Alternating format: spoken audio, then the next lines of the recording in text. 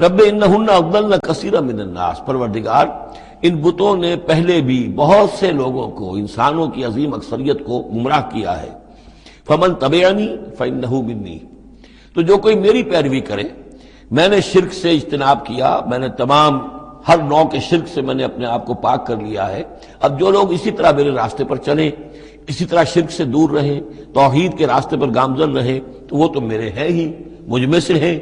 ان کے ساتھ تو تیرا وہ وعدہ جو ہے وہ پورا ہوگا۔ لیکن ومن عصانی،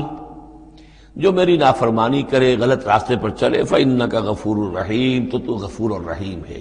اب یہ بھی سمجھیے کہ اپیل کی شکل میں ہے کہ گناہ گاروں کے لیے بھی حضرت ابراہیم اواہ حلیم منیب، یہ الفاظ ہم پڑھ چکے ہیں،